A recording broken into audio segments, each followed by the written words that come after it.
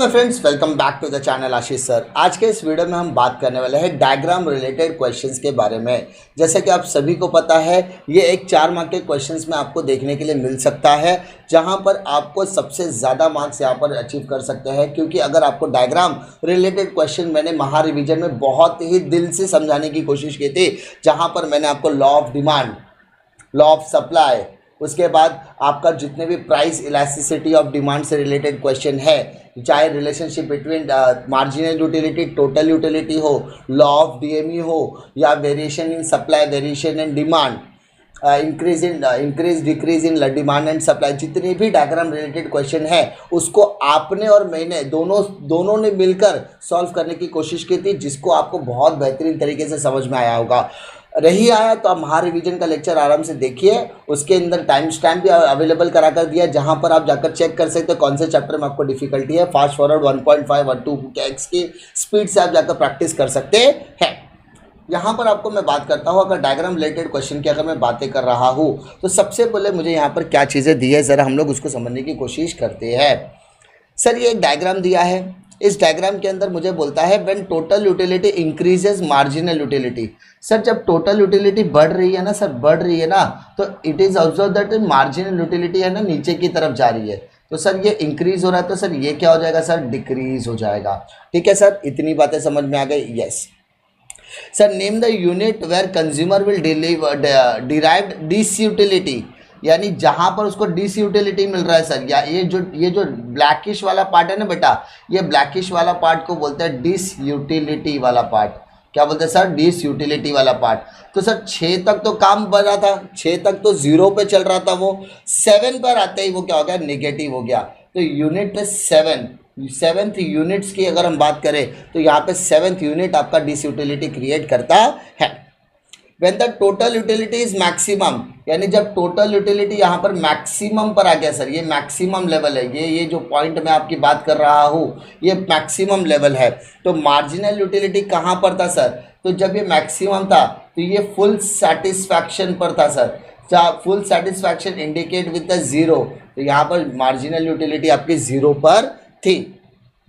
Name the unit where consumer will derive maximum satisfaction. भाई साहब ये कौन सा है जहाँ पर उसको मैक्सिमम सेटिस्फैक्शन मिल रहा है, तो मैंने यहाँ पर बताया पॉइंट नंबर जो 6 है, ये जो 6 वाला पार्ट मैंने यहाँ पर लिखा है, ये वाला जो पार्ट है वो आपको मैक्सिमम सेटिस्फैक्शन दे रहा है। ठीक है, तो ये यूनिट 6 आपको यहाँ पर देखने के लिए मिलेगा। ठीक है सॉरी, ठीक है, तो ये सारी चीज़ें मैंने आपको यहाँ पर एक्सप्लेन कर दिया है। ये इस शेड्यूल को अगर आपने नहीं भी बना तो भी कोई दिक्कत नहीं है, क्योंकि आप इसको ऑब्जर्व करके डायरेक्टली देख सकते हैं। यस सर, इसमें कोई दिक्कत आने वाली नहीं है। अब यहाँ पर बात करते हैं सर, ये यहाँ पर सर देखिए प्राइस आपका सेम देखने के लिए मिल रहा है। यस सर, तो सर आपने 2 कॉन्सेप्ट बताया था। एक कॉन्सेप्ट आपने बताया था वेरिएशन इन डिमांड का, जहां पर प्राइस फ्लक्चुएट होता है, अदर फैक्टर रिमेन सेम। ठीक है सर, दूसरा आपने बताया था चेंजेस इन डिमांड का। यस बेटा, वेरिएशन में क्या होता है और चेंजेस में क्या होता है, ये मैंने आपको अच्छे से एक्सप्लेन किया था। वेरिएशन में प्राइस चेंज होता है, अदर फैक्टर सेम रहते हैं। ठीक है, चेंजेस इन डिमांड के अंदर प्राइस सेम रहता है और अदर फैक्टर रिफ्लेक्ट होते रहते हैं। तो यहाँ पर आपका प्राइस सेम है, मतलब ये जो डायग्राम है वो चेंजेस से रिलेट रहता है। तो डिमांड कब D1, तो देखो यहाँ पर D1 यहाँ पर देखो D दिख रहा है, उसके बाद यहाँ पे D1, तो सर ये D1 यहाँ पर है, सर ये D यहाँ पर है, सर ये D यहाँ पर है और D1 यहाँ पर है।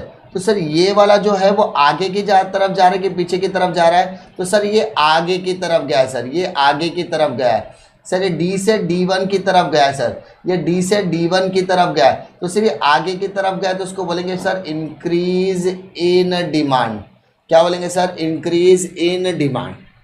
और D2 बोला है सर, ये D2 है, ये D2 है, तो देखो ये वाले डिमांड नीचे, ठीक है, अंदर की तरफ आई है। यस सर, तो इसको बोलेंगे सर डिक्रीज इन डिमांड। क्या बोलेंगे sir, decrease in demand. Sir आपने क्लियरली बताया था कि ये आपका प्राइस सेम रहने वाला है और ये मेरा एक पहला फैक्टर रहने वाला है। ये हो गया मेरा पहला डिमांड। अगर मैं बोलूँ यहाँ पर मेरा एक और डिमांड है, तो यहाँ पर डिमांड मेरा क्या हो रहा है, शिफ्ट हो रहा है। पहले ये डी पर था D1, तो ये आगे की तरफ गया, तो इसको बोलेंगे सर इंक्रीज। क्या बोलेंगे, इंक्रीज। और अगर मैंने अंदर की तरफ डिमांड ले ली, तो अब मेरा डिमांड यहाँ पर क्या हो रहा है, अंदर की तरफ शिफ्ट हो रहा है, तो उसको बोलेंगे decrease. Increase decrease, increase decrease, increase decrease. अब ये ऊपर के दिए गए डायग्राम को आपको लिखना है, समझाना है। तो सर ये डायग्राम क्या बताता है, सर आपने बताया चेंजेस इन डिमांड बताता है। इसका मतलब the price of the commodity remain constant but other factors will affect the demand. मतलब when the demand get fluctuation due to changes in the factor of production but price remain constant, यानी जब आपकी demand rate change होते हैं due to other factor changes but price remain constant, इसको कहते हैं change in demand. क्या कहते हैं, चेंज इन डिमांड। कोई दिक्कत आ रही है क्या, नहीं सर कोई दिक्कत नहीं आ रही है। अब बात करते हैं इस डायग्राम की। ये डायग्राम आपको क्या कहने की कोशिश करता है, ज़रा देखते हैं। सर ये प्राइस और क्वांटिटी, तो ये ए है और ये ए से बी की तरफ जा रहा है और ये बी से ए की तरफ आ रहा है। तो सर समझाने की कोशिश आप कीजिए कि सर डायग्राम ए आपको क्या बताता है, डायग्राम बी आपको क्या दिखाता है। देखिए आपका यहाँ पर डिमांड ए से बी की तरफ जा रहा है, तो सर ए से बी की तरफ जा रहा है, ए से बी की तरफ जा रहा है, ए से बी की तरफ जा रहा है, आगे जा रहा है। हाँ सर, उसको बेटा बोलेंगे एक्सपांशन ऑफ डिमांड। क्या बोलेंगे सर, एक्सपांशन। सर अभी आपने ऊपर एक्सप्लेन किया था वेरिएशन वाला पार्ट। हाँ बेटा ये वेरिएशन वाला पार्ट, ये जहाँ पर प्राइजेस की वजह से आपके डिमांड चेंज हो रहे हैं। तो यहाँ पर ए से वो बी की तरफ जा रहा है तो उसको एक्सपांशन बोलेंगे, और ये बी से ए की तरफ पीछे आ रहा है, सर पीछे आ रहा है, तो सर इसको बोलेंगे कॉन्ट्रैक्शन ऑफ डिमांड। क्या बोलेंगे सर, कॉन्ट्रैक्शन। तो सर ये क्या बताता है, ये बताता है बेटा एक्सपांशन इन डिमांड, और ये क्या बताता है सर, कॉन्ट्रैक्शन इन डिमांड। इसको बहुत ही बेहतरीन तरीके से मैंने आपको लाइव लेक्चर में भी एक्सप्लेन किया है। सर डायग्राम ए का मूवमेंट डिमांड कर्व कैसे डायरेक्शन में और बी का मूवमेंट किस डायरेक्शन में है। तो सर ए का है ना, ए नीचे की तरफ जा रहा है, ए नीचे की तरफ जा रहा है, ए नीचे की तरफ जा रहा है, नीचे जा रहा है डाउनवर्ड। देखो नीचे जा रहा है डाउनवर्ड, ठीक है। और यहाँ पर ये ऊपर की तरफ आ रहा है सर, ऊपर की तरफ आ रहा है, तो इसको बोलेंगे सर अपवर्ड डायरेक्शन। क्या बोलेंगे सर, अपवर्ड। सर एक एक वर्ड लिखने पर मार्क्स मिल जाएगा बेटा, पूरा चुम्बेश्वरी मार्क्स मिलेगा बेटा, डोंट वरी टेंशन, ठीक है। अब सर ये चार डायग्राम आपको दिया है, ये चार डायग्राम देख के आपको एक चीज़ याद हो गई होगी कि सर ये आपने प्राइस इलास्टिसिटी ऑफ डिमांड में पढ़ाया था। सर एक बार वापस बताने की कृपा कर सकते हैं क्या बेटा। यस, पहला आपने पढ़ा था यूनिटरी इलास्टिक डिमांड, फिर पढ़ा था रिलेटिवली इलास्टिक डिमांड, फिर रिलेटिवली इन इलास्टिक डिमांड, फिर परफेक्टली इलास्टिक डिमांड, और एक पढ़ा था perfectly in elastic demand. Yes sir, हाँ। अब हमें क्या बोलते हैं, identify the types of price elasticity of demand from the above diagram. Sir आपने बताया था जहाँ पर डिमांड सेम रहेगा, क्या था, when there is no change in demand but the price remain gets changes, when there is no change in demand but price gets changes, तो इसको कहते हैं perfectly inelastic demand। सर ये है perfectly inelastic demand। क्या बोलते हैं sir, perfectly inelastic demand इसको कहेंगे। Yes sir, when the price of the commodity remain constant but demand gets fluctuate, price same है डिमांड फ्लक्चुएट है, सर इसको क्या बोलेंगे सर, इसको बोलेंगे बेटा perfectly elastic demand, perfectly elastic demand. Yes sir. फिर बात करेंगे सर ये यहाँ पर देखिए, यहाँ पर जो गैप है और यहाँ पर गैप दोनों सेम दिख रहा है, तो सर सेम गैप को आपने बताया था यूनिटरी इलास्टिक डिमांड। क्या बताया था sir, unitary elastic demand. And sir price का गैप और क्वांटिटी की गैप में डबल का अंतर दिख रहा है। यस सर, डबल का अंतर दिख रहा है, तो उसको बोलेंगे sir relatively elastic demand, relatively elasticity of demand. Clear, ये इसमें ही आपको 2 मार्क्स तो मिल जाने वाले हैं। Right the slope of demand curve. अब यहाँ पर आपको बताना है कि इसका डिमांड कर्व क्या होने वाला है। तो सर आपने बताया था परफेक्टली इलास्टिक डिमांड में सर ये है ना पैरेलल टू वाई एक्सिस है, parallel to Y axis. Sir ये है parallel to X axis, parallel to X axis. ठीक है, पक्का इतनी बात समझ में आ गई। यहाँ पे लिख देता हूँ मैं पैरेलल टू वाई एक्सिस, यहाँ पर आएगा parallel to X axis. Unitary में आएगा बेटा रेक्टेंगुलर हाइपरबोला, रेक्टेंगुलर हाइपरबोला। और यहाँ पर सर आएगा स्टीपर, फ्लैटर आएगा सर, फ्लैटर है कि स्टीपर है बेटा, आप लोग कमेंट सेक्शन में बता देना। मेरे हिसाब से क्या होगा देख लेना, मेरे हिसाब से फ्लैटर होगा। ठीक है, मैंने जो आपको बताया था रिलेटिवली इलास्टिक में फ्लैटर था, रिलेटिवली इन इलास्टिक में स्टीपर था। ठीक है, जहाँ पर इस तरीके का डायग्राम बनता था, एक नॉर्मल कर्व हो गया। यहाँ पर प्राइस अगर आपका 1 सेंटीमीटर बड़ा है तो क्वांटिटी इस तरीके से आधा हो जाएगा, तो यहाँ पर आपका इस तरीके से बनता था। तो ये रिलेटिवली इन इलास्टिक डिमांड के अंदर आपने ये डायग्राम देखा होगा। Yes sir. अब सर ये डायग्राम आपको दिया है, ये क्या बताता है सर, जरा इसको बताने की कोशिश कीजिए। तो बेटा ये डायग्राम के अंदर आपको क्या बोलता है, विच मेथड और measuring elasticity used in above diagram. तो सर इसको बोलते हैं ज्योमेट्रिक मेथड या पॉइंट मेथड। सर मतलब क्या होता है, देखो बेटा ये लाइन के अंदर मैंने ए इंडिकेट किया, बी इंडिकेट किया, सी इंडिकेट किया, डी इंडिकेट किया, ई इंडिकेट, तो ये पॉइंट है ना, तो बेटा इसको बोलते हैं पॉइंट मेथड। क्या बोलते हैं, पॉइंट। अब mention the type of elasticity at point C, C पर ये कौन सा होगा बेटा, तो यहाँ पर सी दिख रहा है बेटा, सी, ये सी आपको रिलेटिवली इलास्टिक डिमांड इंडिकेट करता है। Yes sir. अब find out the elasticity at point D applying the formula. भाई साहब डी वाला, D D D sir, D मतलब बीच में आ रहा है सर, डी वाला मतलब बीच में आ रहा है, तो सर ये जो डिमांड कब है, ये होगा unitary elastic demand, unitary elastic demand, क्योंकि वो बताता है कि सर दोनों का वैल्यू क्या रहने वाला है, सेम रहने वाला है। ठीक है, बात समझ में आ रही है। Yes sir. और इस पर आपको 1 मार्क 2 मार्क मिलने वाला है। पॉइंट नंबर 6 की तरफ आते हैं, क्वेश्चन नंबर 6 की तरफ आते हैं। तो सर यहाँ पर कुछ ऐसा दिख रहा है जो आपने कल बताया था फॉर्म्स ऑफ मार्केट पे, price discrimination, price discrimination under perfect competition, under perfect competition में सर आपने कुछ इस तरीके का डायग्राम सिखाया था। यस बेटा मैंने सिखाया था, मैंने ये बताया था कि इसमें लॉ ऑफ डिमांड और लॉ ऑफ सप्लाई आपने मैचअप कर देना, आपका बन जाएगा। Mention the equilibrium point and equilibrium price in the above diagram. बेटा यहाँ पर देखो, ये आपका प्राइस इंडिकेट करेगा, तो सर 300 रुपये मेरा इक्विलिब्रियम प्राइस हो गया, और ये मेरा 3000 क्वांटिटी दिखा, तो 3000 क्वांटिटी मेरा इक्विलिब्रियम क्या हो गया, पॉइंट हो गया। ठीक है, यस सर। तो सर ये 3000 मेरा क्या हो गया सर, इक्विलिब्रियम क्वांटिटी हो गया, और 300 रुपये मेरा इक्विलिब्रियम प्राइस हो जाने वाला है। तो ये मेरा 3000 और 300 रुपये की बात यहाँ पर हो रही है, जहाँ पर डिमांड और सप्लाई मेरा क्या है, सेम है, इसलिए इसको बोलेंगे बेटा इक्विलिब्रियम प्राइस बोलने वाले हैं। दूसरा, explain the concept of equilibrium price with the help of the above diagram. Sir इसमें कैसे बताना है कि सबसे पहले आपको यहाँ पर इंडिकेट करना है, मैंने आपको एक्सप्लेन करने के टाइम पर भी ये सारी चीज़ें अच्छे से एक्सप्लेन की है कि सर आपने बताया था कि सर आपने ये बताया था कि इसको एक्सप्लेन करने के लिए आप क्या करो, लॉ ऑफ डिमांड और इसको मैचअप करने की कोशिश कर दो।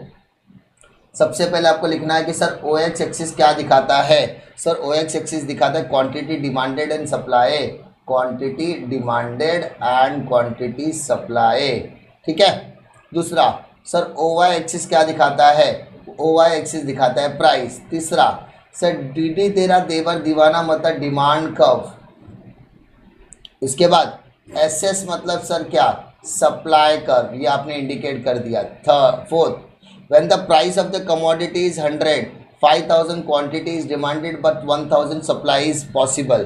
तो इट इज़ अ पोजीशन जहाँ पर आपकी डिमांड ज़्यादा है, सप्लाई कम, तो it is a position of shortage.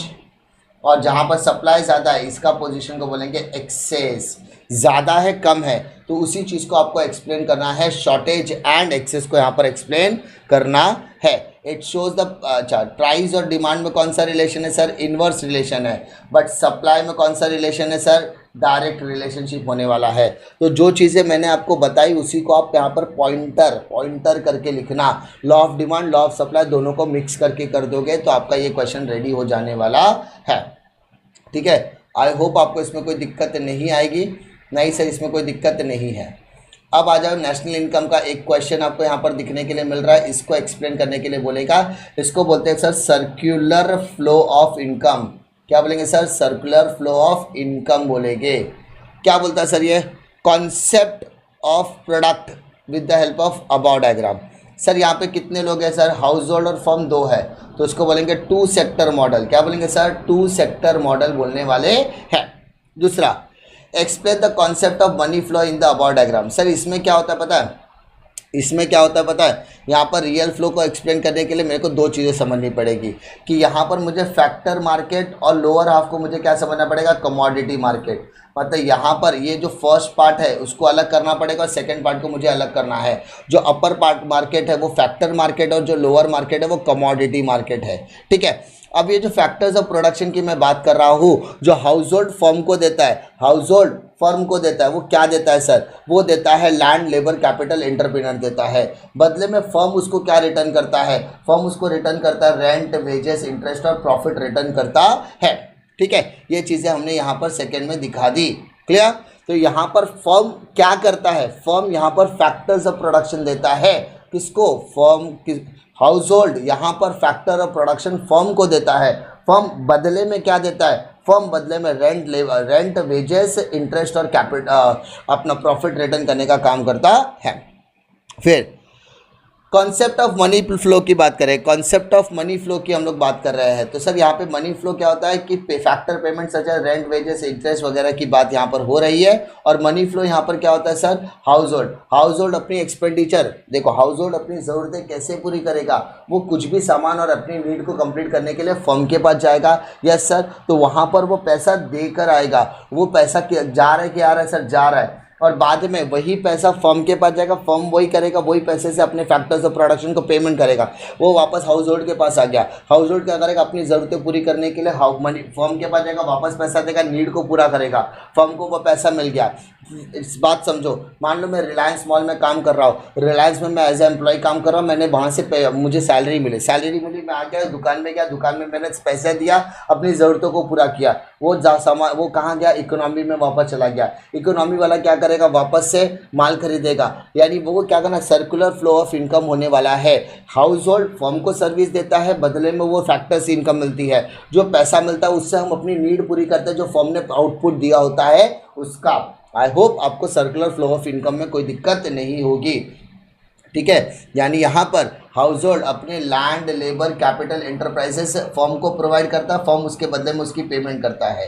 House hold अपने एक्सपेंडिचर को, गुड्स एंड सर्विसेज को कंज्यूम करने का काम करता है, फर्म उसको flow of goods and services, यानी मैं उसको पैसा दूंगा, ये मुझे flow of goods and services देने वाला है। तो ये सर्कुलर फ्लो ऑफ इनकम होने वाला है, वो भी 2 सेक्टर की बात यहाँ पर होने वाली है। उम्मीद करता हूँ यहाँ पर देखिए सबसे पहले क्या दिया गया है सर, ये क्वेश्चंस आपके लिए बहुत ज़्यादा इंपॉर्टेंट हो सकते हैं क्योंकि इससे आपके मार्क्स बूस्ट होने वाले हैं। और जो कॉन्सेप्ट मैंने आपको एक्सप्लेन करने की कोशिश की है लेक्चर्स में, वही कॉन्सेप्ट को यहाँ पर कंटिन्यू करने की कोशिश की जाएगी।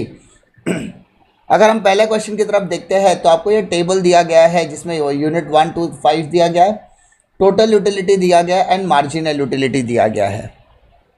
तो एज यू ऑब्जर्व, अगर आप ऑब्जर्व करो तो टोटल यूटिलिटी और मार्जिनल यूटिलिटी की शुरुआत तो सेम लेवल पर होती है, नहीं जाए स्टार्टिंग में टोटल यूटिलिटी और मार्जिनल यूटिलिटी क्या होती है, सेम होती है। तो अगर यहाँ 40 है तो सर यहाँ पर भी क्या आएगा, 40 आएगा। फिर देखो 60 + 40, तो सॉरी 60 - 40 20, तो यहाँ पर 20 आ गया। 70 - 60 सर 10 आ गया। अब यहाँ पर 0 है, इसका मतलब यहाँ पे कोई भी डिफरेंस नहीं होगा क्योंकि यहाँ पर 70 - 70 क्या, तो कितना आएगा, 0, तो यहाँ पे 0 आ रहा है। फिर 60 - 70 तो -10, यानी यहाँ पर आपको 2 फिलअप करना पड़ा, जहाँ पर एक जगह पे आपने 40 लिखा और दूसरी जगह पे आपने 70 लिखा। ठीक है, तो पहले आपको मार्जिनल यूटिलिटी यहाँ से शुरू करना है, जहाँ पर 0 है वहाँ पर ये यूटिलिटी आपकी क्या हो जाएगी, as it is carry forward होने वाली है।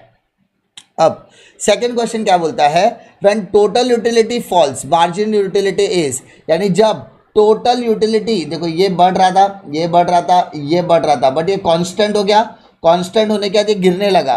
तो सर जब टोटल यूटिलिटी गिरने लगा तो मार्जिनल यूटिलिटी क्या हो गई सर, नेगेटिव हो गई। तो यहाँ पर आंसर आएगा आपका नेगेटिव, ठीक है।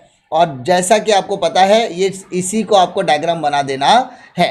जैसे यहाँ पर मैंने डायग्राम यहाँ पर ऑलरेडी बनाकर रखा हुआ है, यहाँ पर आपकी यूटिलिटी आएगी और यहाँ पर आपका मार्जिनल यूटिलिटी, टोटल यूटिलिटी, ठीक है। सबसे पहले 40 से शुरुआत होगी, यस सर 40 से शुरुआत होगी। उसके बाद आपका मार्जिनल यूटिलिटी का नेक्स्ट वैल्यू क्या था सर, 20 था। उसके बाद नेक्स्ट वैल्यू था 10 था, 10 के बाद आपका 0 था एंड 0 के बाद आपका -10 था। तो ये जो नीचे की तरफ गया उसको बोलेंगे मार्जिनल यूटिलिटी कब बोलेंगे। एंड फिर 40 के बाद 60, 60 के बाद 70, 70 का 70 सेम हो गया, फिर 60 आ गया। तो ये जो कर्व हमारा बन गया इसको TU कर्व बोलेंगे। और जहाँ पर ये कांस्टेंट लेवल बन जाता है, इस कांस्टेंट लेवल को हम लोग बोलेंगे पॉइंट ऑफ सैटिस्फैक्शन कहने वाले हैं, जिसको हमने टोटल यूटिलिटी और मार्जिनल यूटिलिटी के रिलेशन में भी हमने ये चीज़ें डिस्कस की हुई है। Yes sir. नाउ बढ़ते सेकेंड क्वेश्चन की तरफ। क्या दिया ज़रा सेकेंड क्वेश्चन ज़रा देखते बेटा। Marginal utility in terms of money, फिर मार्केट प्राइस 50 दिया है। तो एज यू सॉ यहाँ पे 100 और 50 में सर 100 बड़ा है, 100 बड़ा है। फिर 80 और 50 में सर ये बड़ा है। फिर मार्जिनल यूटिलिटी एंड इसमें क्या होगा। तो बेटा यहाँ पर आपको कुछ भी दिया नहीं है, यहाँ पर भी आपसे कुछ भी एक्सपेक्टेड नहीं है और यहाँ पर भी आपसे कुछ भी एक्सपेक्ट नहीं किया गया है, यानी ये चीज़ें आपसे करवा के लेने की कोशिश की जा रही है। तो अगर हम बात करें 1 यूनिट 10 रुपये के बराबर है, तो यहाँ पर 100 डिवाइडेड बाय 10 को तो 10 यूनिट आ गया। तो 80 डिवाइडेड बाय 10 किया तो सर कितना आएगा, 8 यूनिट्स आएगा बेटा। कितना आएगा, 8। उसी तरीके से 10 × 7 करो बेटा, 10 × 7 तो ये हो जाएगा 70। यहाँ पर मल्टीप्लाई करना है और यहाँ पर डिवाइड करना है, तो जाकर ये चीज़ें आपको मिलने वाली है। ठीक है, इतनी बातें समझ में आ गई। Yes sir. अब यहाँ पर देखो आपकी मार्जिनल यूटिलिटी और उसका प्राइस दोनों सेम है, तो MU is equal to price, MU is equal to price. And last में आपका MU इज लेसर देन 50 बोला है, तो MU is lesser than price. ठीक है, इस तरीके से आपको यहाँ पर लिखना है। यहाँ पर आपको कंपैरिजन करना है कि आपकी मार्जिनल यूटिलिटी और प्राइस में क्या है। अगर आपका मार्जिनल यूटिलिटी बड़ा है तो उसको बेटा बोलेंगे इंट्रा मार्जिनल यूटिलिटी बोलेंगे, और अगर प्राइस आपका बड़ा है तो उसको एक्स्ट्रा मार्जिनल यूटिलिटी कहते हैं। अरे समझ में आ रही बात। यस। अब सर आपने यही क्वेश्चन तो पूछा है कि sir what is intra and what is extra. तो सर अब भी आपने बताया ये दोनों एक्स्ट्रा का एग्जाम्पल हो जाएंगे और ये तीनों आपके इंट्रा का एग्जाम्पल हो जाएंगे। सर एकदम मस्का सर, अब भी तो आपने एक्सप्लेन किया सर, यही तो बता रहे हम। थर्ड क्वेश्चन की तरफ आते हैं। क्वांटिटी। अब यहाँ पर ABC 3 कस्टमर है, तीनों को मिलाकर क्या बन रहा है सर, मार्केट डिमांड। तो 5 + 10 + 15 30 हो गया। 10 + 15 प्लस ये डैश इज इक्वल टू 45। तो सर 45 में से 10 गया 35, 35 में 15 गया तो बचा क्या सर 20। अब सेम यहाँ पर भी डैश बोला है, तो सर 60 में से 25 गया, कितना बचेगा 45, नहीं सर 35, 35 में से 20 गया तो बचेगा सर 15, तो यहाँ पर आ गया 15। ठीक है, 20 + 30 50, 50 और 75 तो सर यहाँ पर 25 आएगा। अब 25 + 30 55, 55 + 35 तो सर इधर आएगा 60 90, यानी यहाँ से आपको प्लस प्लस करना है, यहाँ पर आकर इक्वल करना है। जो चीज़ें गायब रहेगी प्लस का कर दो माइनस, आपका डिफरेंस आपको मिल जाने वाला है। ठीक है, ये चीज़ें हमने यहाँ पर की। अब इसी चीज़ को आपको डिमांड कर्व को मार्केट में कन्वर्ट करना है, तो ये डायग्राम दिख रहा है। Yes sir. यहाँ पर सेम पहले वाले के लिए इधर, दूसरे, तीसरा, चौथा कमोडिटी, पांचवा कमोडिटी, छठा कमोडिटी, सबको ऐडअप कर दिया तो आपकी डिमांड कर्व क्या हो रही है सर, नीचे जा रही है। तो DD आपको क्या दिखाता है sir, market demand curve showcase कर रहा है। फिर प्राइस सेम चीज 10 20 30 40 50 60 70। अब 300 का 400, तो देखो सर 50-50 का गैप दिख रहा है, यस सर, यहाँ पर भी 50, तो सर यहाँ पर 350 बोलेंगे क्या, यस। यहाँ पर देखो 500 हो जाएगा, फिर ये 50-50 का गैप कैरी हो रहा है, तो आपको तो बॉक्स बनाना है, 1 मार्क तो फुकट में मिल जाएंगे आपको। Complete the table. अब what is the relationship between price and supply, तो सब प्राइस और सप्लाई में क्या हो रहा है, प्राइस बढ़ रहा है तो सप्लाई भी बढ़ रहा है, प्राइस कम हो रहा है तो सप्लाई भी कम हो रहा है, तो सर इसमें कौन सा रिलेशनशिप होगा सर, इसको बोलेंगे डायरेक्ट रिलेशनशिप बोलेंगे। क्या बोलेंगे सर, डायरेक्ट रिलेशनशिप बोलेंगे। फिर सर बोलता है सप्लाई कर्व को है ना सप्लाई शेड्यूल के हिसाब से बनाकर दिखाओ, यही चीज़ तो यहाँ पर बना कर दी गई है, आपको सिर्फ इसकी प्लॉटिंग करनी है। 10 के लिए 300, 20 के लिए 450, 350 ऐसा करके, ठीक है, 10 है यहाँ पर 300 होगा, 200 के लिए 350, ऐसा ऐसा एक एक करके बनाना है और आपको मार्क्स मिल जाने वाले हैं। फिर बात करते हैं पांचवें क्वेश्चन की तरफ। डिमांड और सप्लाई दोनों दिया है बेटा, डिमांड और सप्लाई दोनों दिया है। देखो 100 का 200 करता हूँ, 2 का 3, 3 का 400 हो गया, 5 का 4 हो गया, 4 का 3 हो जाएगा, 3 के बाद 2, 2 के बाद 1। अब यहाँ पर ऑब्जर्व करें 300 300 सेम आ रहा है, ये आपका इक्विलिब्रियम पॉइंट हो जाने वाला है, ठीक है, यही चीज़ आपको आगे बोला रहेगा। टेबल बनाने के बाद देखो यहाँ पर लॉ ऑफ डिमांड, तो यहाँ पर एक्स, यहाँ ये आपका लॉ ऑफ डिमांड का लाइन जा रहा है और ये आपका लॉ ऑफ सप्लाई का लाइन जा रहा है, बीच में इंटरसेक्शन हो रहा है, तो इसको बोलेंगे सर इक्विलिब्रियम पॉइंट। क्या बोलेंगे sir, equilibrium point. Question number 6 देखो, प्राइस इंडेक्स नंबर से रिलेटेड क्वेश्चन है। सबसे पहले करना क्या बेटा, प्राइस 2 साल का दिया है, पहले साल को बेस ईयर बोलेंगे, सेकंड ईयर को करंट ईयर बोलेंगे, इसको बोलते हैं P0, इसको बोलेंगे P1। पहले ऐड करो सर, 20 + 60 80, 80 + 100 180, 180 + 220 हो गया, 80 30 110 1 240 300।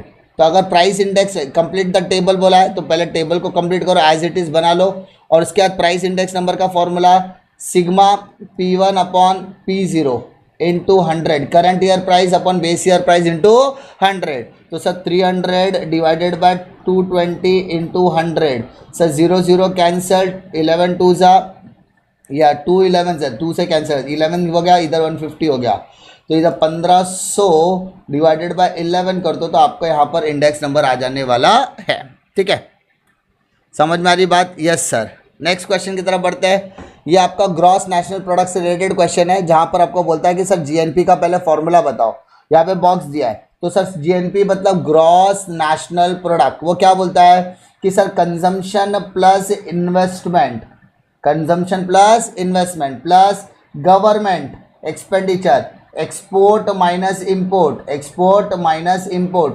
प्लस यहाँ पर आपका आ जाएगा बेटा receipt minus payment, receipt minus payment, ठीक है। Calculate gross national product and net national product. Sir gross national product तो हमने कहा निकाला है क्या, देखो what is a consumption 200, what is a investment 300, what is a government expenditure 400, net export -100, net receipt -50, what is a depreciation 100। तो अगर मैं GNP ग्रॉस नेशनल प्रोडक्ट की बात करूँ तो उसमें इतना आएगा बेटा, consumption 200 plus investment 300 plus government expenditure 400 plus export minus import मतलब नेट एक्सपोर्ट -100 हो जाएगा, प्लस नेट रिसिप्ट मतलब रिसिप्ट माइनस एक्सपेंडिचर -50। तो सब 200 300 500 500 और 400 900, 900 में से 100 गया 800, 800 में से -50 तो 750 आपका आ गया GNP। और नेट नेशनल प्रोडक्ट कैसे आएगा सर, ग्रॉस नेशनल प्रोडक्ट में डेप्रिसिएशन माइनस कर दो, तो सर 750 माइनस डेप्रिसिएशन 100, तो कैन वी से 650 मेरा यहाँ पर अमाउंट आ जाएगा। यस बेटा, यहाँ पर आपका अमाउंट 650 आने वाला है। उम्मीद करता हूँ कि आपको टेबल वाले क्वेश्चन के कुछ कॉन्सेप्ट समझे होंगे, कुछ क्वेश्चन नहीं समझे होंगे, तो आप उसको प्रैक्टिस कर लेना लिख के। आगे वाले टाइम में हम लोग नवनीत के भी यहाँ पर ये टाइप के क्वेश्चंस करने वाले हैं। उम्मीद करता हूँ कि इसमें आपको कोई कोशिश करते हैं। Mona visit a shopping mall near her resident. Mona shopping mall जाती है अपने घर के बगल में। She shops for a monthly grocery which include rice, wheat, sugar, cooking and pulses. वो अपने घर के ज़रूरतों के लिए जो सामान लग रहा है उसको खरीद रही है। She purchase additional quantity of sugar much more than her monthly requirement anticipated that the price may rise in the coming days. उसने ऐसा माना कि आने वाले टाइम में शक्कर का प्राइस बढ़ सकता है, इसलिए उसकी रेगुलर रिक्वायरमेंट से उसने ज़्यादा खरीदा due to festivals. She observed two different qualities of तुअर दाल. Out of one quality is inferior and other is superior. उसने ये देखा कि जो तुअर दाल अवेलेबल है उसकी दो क्वालिटी है, एक सुपेरियर क्वालिटी और एक इन्फेरियर क्वालिटी है. She does not purchase the low quality तुअर दाल even its price is comparatively low. Quality भले ही गिरी हुई हो तो भी वो खरीदना नहीं चाहते क्योंकि प्राइस कम है ना उसका, लेकिन क्वालिटी तो कॉम्प्रोमाइज़ नहीं है. तो सर यहाँ पर आपने याद होगा, आपने गिफ्ट एंड गुड्स का वैरायटी बताया था, वहाँ वही सेम कॉन्सेप्ट यहाँ पर अप्लाई किया जा सकता है. प्राइस कम है लेकिन क्वालिटी भी तो मैटर करता है. जहाँ पे प्राइस भी कम है, क्वालिटी भी कम है, तो वो खरीदना नहीं चाहती. Instead she prefer to buy superior quality tuar dal. अब सुपेरियर क्वालिटी का तुअर दाल का क्वालिटी भी अच्छा हो, प्राइस भी उसको ज़्यादा पे करना पड़ रहा है. तो यहाँ पर क्या बोला गया है? Identify the exception of law of demand in the given passage with the reference to purchase of the additional quantities of the sugar much more than the monthly requirement anticipated that the price may rise in the coming days due to festivals. तो भाई साहब आपको याद होगा law of exception of law of demand हमने पढ़ा था, जहाँ पर हमने बताई थी कि anticipation regarding the future price change, जिसको हम स्पेक्यूलेशन बोलते हैं.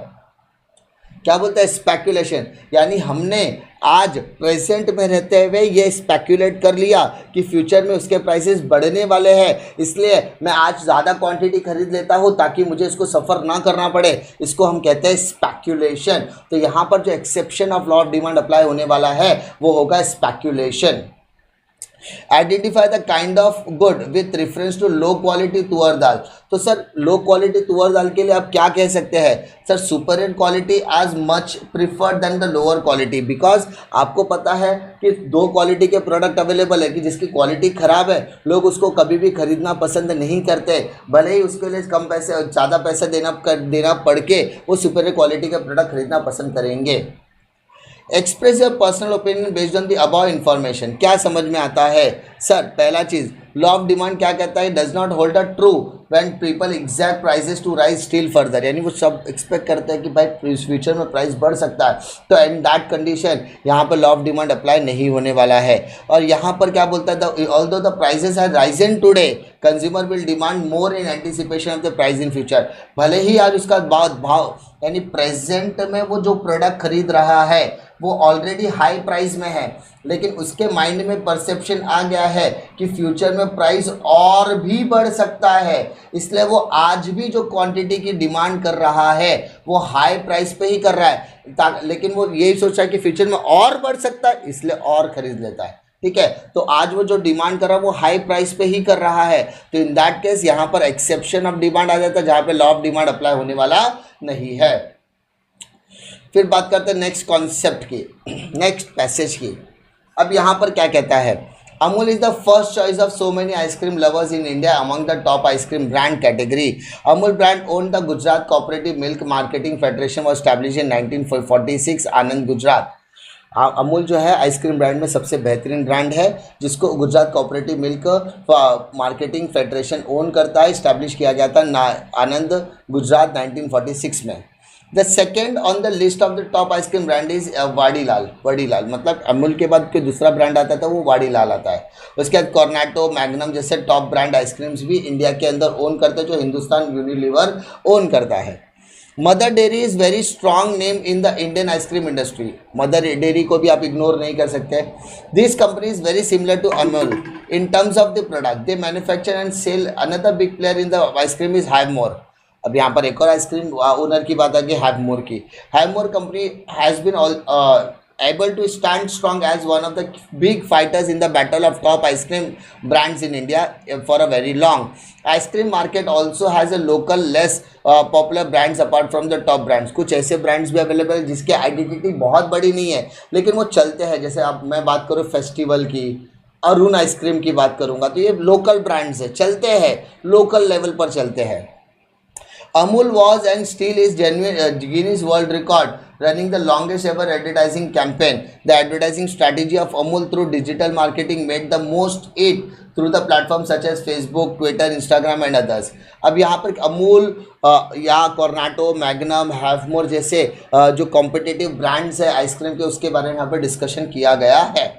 अब ये कहता क्या है ज़रा देखिए, identify the most important feature of ice cream market. Ice cream market के बारे में क्या है, आइसक्रीम मार्केट जो होता है वो लोकल और less popular brands apart from the top brands. Ice cream का मार्केट एक ऐसा मार्केट है जो लोकल ब्रांड्स है को पकड़ कर रखना चाहता है। लोकल और लेस पॉपुलर ब्रांड्स क्या करते हैं इसमें बोलते हैं ना आते हैं। अब जैसे मैंने बताया फेस्टिवल और अमूल अरुण जैसे ब्रांड हो गए, वो लोकल ब्रांड्स में डील करते हैं, लोकल बहुत छोटे लेवल पर करते हैं, लेकिन इनकी पॉपुलैरिटी ज़्यादा है क्योंकि ये थोड़ा एज़ कम्पेयर टू बड़े ब्रांड से चीपर क्वालिटी बोलते हैं चीपर प्राइस में बेचने का काम करते हैं। Identify the type of cost incurred by the firm on advertising campaign and strategy.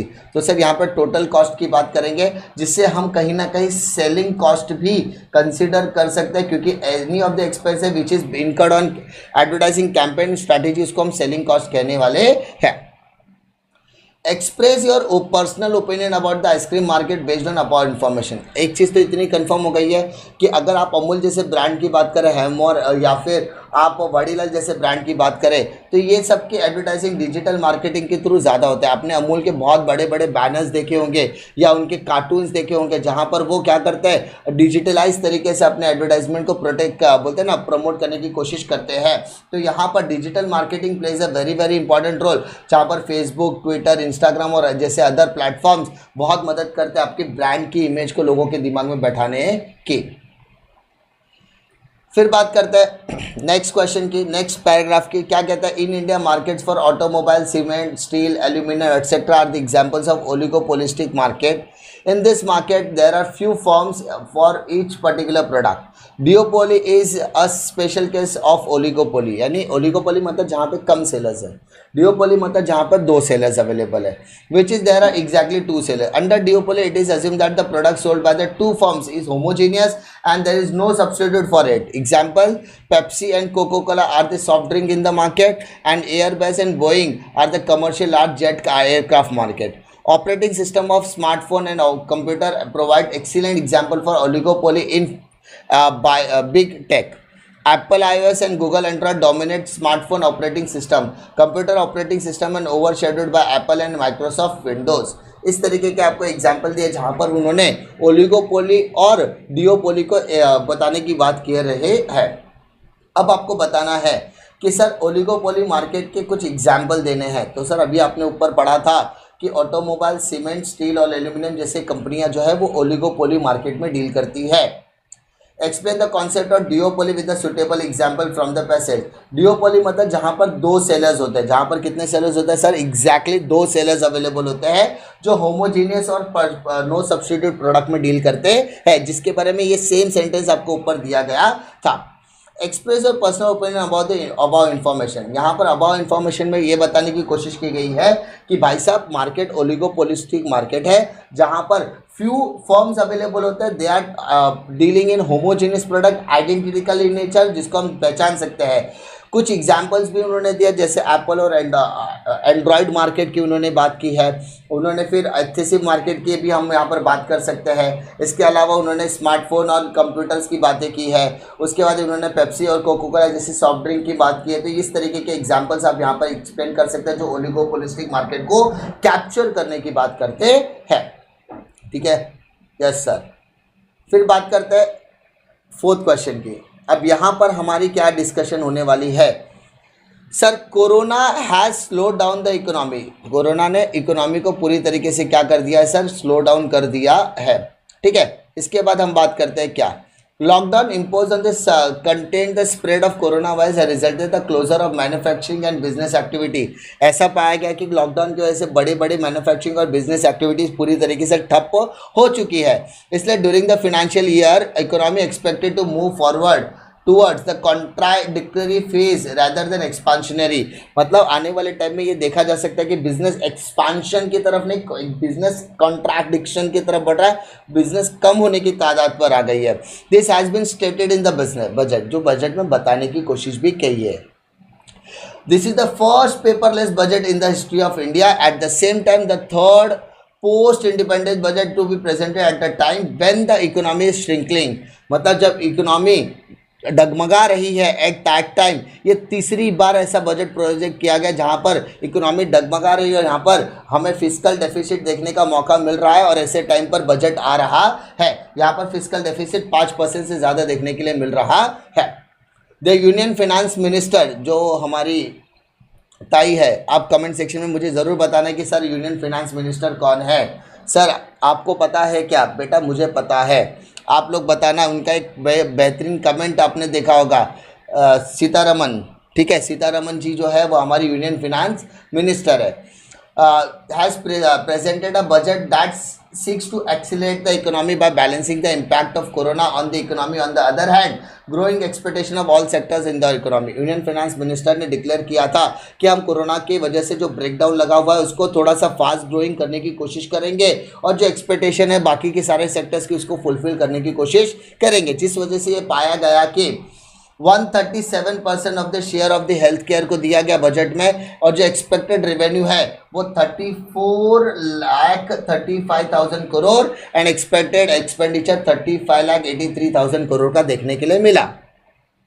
Attempts have been made to boost the infrastructure, education, agriculture, production, employment generation, industry, but the income tax status quota has been remained the same। Income tax में कोई भी changes किया नहीं गया है। The project budget provide the 16.5 lakh crore for agriculture credit, 2,23,000 crore for health facility and 3 lakh crore for power distribution scheme and 15,700 crore for small and medium enterprises and 20,000 crore for government bank capital. इन्होंने budget के allocation के बारे में यहाँ पर discussion किया हुआ है। तो यहाँ पर कुछ क्वेश्चंस पूछे गए कि हेल्थ केयर सेक्टर में कितना पैसा लगाया गया है। तो सर यहाँ पर अभी हमने डिस्कस किया था 137% हेल्थ केयर में लगाया गया है। Mention the sector that have been promoted in this budget, यहाँ पर किसको तो ये जो पैराग्राफ आपको यहाँ पर दिख रहा है किनको प्रमोट करने की कोशिश की जा रही है। 16.5 लाख एग्रीकल्चर क्रेडिट दिया गया है, 2,23,000 हेल्थ फैसिलिटी। तो ये जो पैराग्राफ है ये आपको इसमें देखने के लिए मिलेगा जो प्रमोशन की कैटेगरी में आते हैं। अब लास्ट वाला पर्सनल ओपिनियन कहता है कि आपको बजट के बारे में क्या कहना है। सर बजट के बारे में कुछ चीज़ों को प्रमोट किया गया है। द फाइनेंशियल ईयर बजट या financial budget clearly state that the budget is want to promote certain activity like infrastructure, education, agriculture production, employment generation, industry, इनको प्रमोशन करने का काम कर दिया जा रहा है। लेकिन ये देखा गया कि इनकम टैक्स स्टेटस में कोई भी चेंजेस नहीं किया गया। इस तरीके का ओपिनियन आप बना सकते हैं, ठीक है। फिर एक क्वेश्चन की तरफ बढ़ते हैं। पैराग्राफ पढ़ना, इसी के अंदर से आपको आंसर्स हो गए। 2 आंसर्स तो आपको डेफिनेटली मिलेंगे और एक क्वेश्चन आपको पर्सनल रिस्पॉन्स। नॉर्मली यही चीज़ें आप लोग लिख भी सकते हो अपनी मर्जी से। Post liberalization, public sector bank have diversified into non-traditional activities such as mutual fund, merchant banking, venture capital funding. There is a growth in para-banking activities such as leasing, hire purchase and factoring services. Post liberalisation यानी 1991 के बाद जब से liberalisation policy आई है तब से ये देखा गया है कि जो पब्लिक सेक्टर बैंक है उसके अंदर बहुत ज़्यादा अप्रोच आया है। कुछ mutual funds, merchant banking, venture capital funding जैसी ग्रोथ भी देखने के लिए मिली है। साथ ही साथ ये पब्लिक सेक्टर बैंक जो है वो पैरा बैंकिंग एक्टिविटीज़ में भी इन्वॉल्व हो गई है, जो लीजिंग और हायर परचेज जैसी एक्टिविटीज़ में काम करते हैं। अगर मैं बात करूँ मर्चेंट बैंकिंग की तो इसमें issue management, project counselling, working capital financing, foreign currency loans और पोर्टफोलियो मैनेजमेंट की बात की जाती है। और जब हम रिटेल बैंकिंग की बात करते हैं तो ये फाइनेंशियल सर्विसेज प्रोवाइड करते हैं इंडिविजुअल को, जो personal consumption of housing loan, loan from the purchase of consumer durable, auto loans और एजुकेशनल लोन, क्रेडिट कार्ड जैसे लोन की बातें करते हैं। And banks have permitted to enter the life insurance business, यानी यहाँ पर बैंक को भी परमिशन दिया गया कि आप इंश्योरेंस सेक्टर में एंटर कर सकते हैं, ठीक है। यानी यहाँ पर पब्लिक सेक्टर बैंक के काम करने के तरीके को एक्सपेंशन करने की बात कही गई है। तो पहला sir identify the area of diversification undertaken by public sector bank. तो पब्लिक सेक्टर बैंक ने कहाँ कहाँ पर एक्सपेंशन किया है सर? उन्होंने म्यूचुअल फंड में एक्सपेंशन किया है, मर्चेंट बैंकिंग में किया है, वेंचर कैपिटल फंडिंग में किया है, LIC इंश्योरेंस में किया है। उसके बाद वो capital management, venture capital management या क्रेडिट कार्ड, लोन, ये सारे सेक्टर में उन्होंने एक्सपेंशन किया हुआ है। वही चीज़ आपको यहाँ पर एक्सप्लेन करनी है। Mention the financial services, retail banking में कौन कौन सी सर्विसेज प्रोवाइड कर रही है? तो housing loan, consumer durables, consumer loan बोलते हैं मोबाइल खरीदने के लिए भी आपको मोबाइल बोलते हैं ना, फंड्स अवेलेबल है, लोन अवेलेबल है, ऑटो लोन्स आपको अवेलेबल है, बाइक लोन वगैरह, car loan, educational loan, credit card जैसे लोन भी आपको अवेलेबल है। इस तरीके के पॉइंट्स आपको वहाँ पर ऑलरेडी देखने के लिए मिले।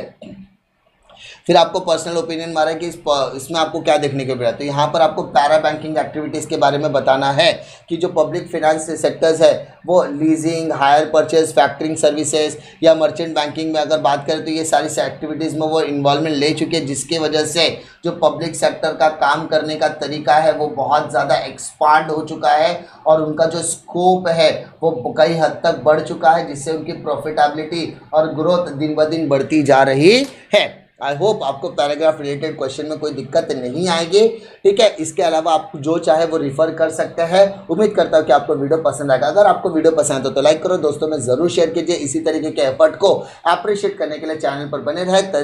मिलता हूँ मैं आपको अगले वीडियो में एक और नए कंटेंट वीडियो के साथ। तब तक के लिए जय हिंद।